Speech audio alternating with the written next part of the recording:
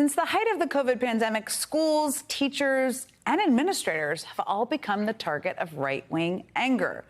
First, it was the restrictions to their reaction to COVID restrictions, which then morphed into outrage over the teaching of race and identity, and outrage over CRT, critical race theory, which rapidly turned our education system into the front line of the right's ongoing culture war. That anger no doubt sparked the rise of organizations now focused on taking over school boards, pulling books from the shelves, and changing curriculums in schools across the country.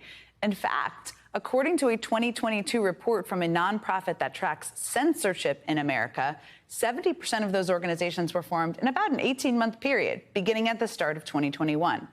Among the largest of these new groups, which you may have heard of, is Moms for Liberty. And it's recently become something of a political powerhouse. Just a few weeks ago, they hosted 5 Republican presidential candidates, including the frontrunners, Donald Trump and Ron DeSantis. They all came out for Moms for Liberty. Now, the group has declared itself as a nonpartisan organization, and its name does sound innocuous enough. Moms, great, sounds good. Liberty, awesome. Who doesn't like liberty? Moms for Liberty. As the mom of 2 young kids, that even sounds good to me. But it's vague enough that even some of its own members are pretty unclear as to what the group is really all about, what they're a part of. One mom who became treasurer of an Indiana chapter was even quoted asking, "What am I a part of? I need to know these things." Fair question. Well, I'm here to help. I'm here to help you. Because as benign as Moms for Liberty may sound, its agenda is unmistakably extreme.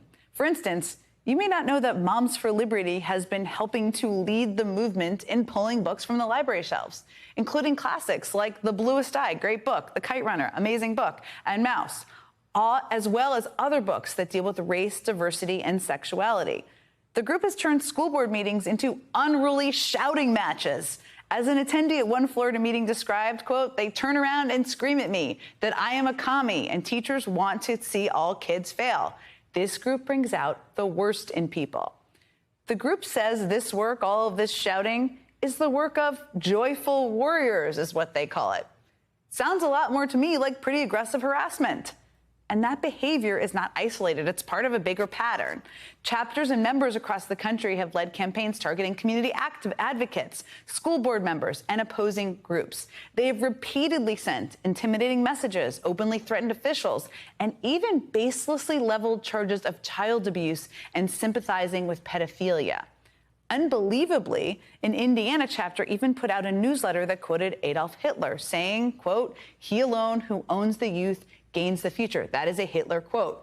And while they eventually apologized, the organization seemed to later regret that apology.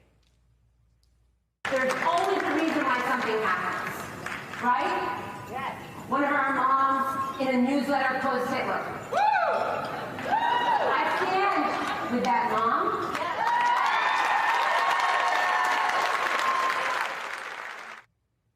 Standing by a mom who quotes Hitler in a newsletter. People cheering for that. That's what you just saw.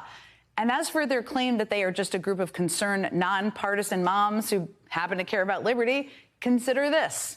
One of the founders, whose name is notably omitted from its website, is a current Republican school board member who is married to the now chairman of the Florida Republican Party.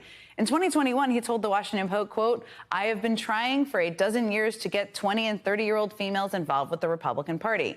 But now Moms for Liberty has done it for me." Sounds pretty apolitical. So below the surface of their sending friendly-sounding name and politically vague taglines, they are an unapologetically extreme organization that has built a long record of harassment and controversy in a pretty short period of time.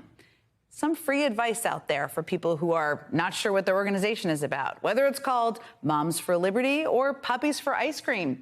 It's worth looking into the agenda of an organization before joining it. Sometimes it may not be what you think.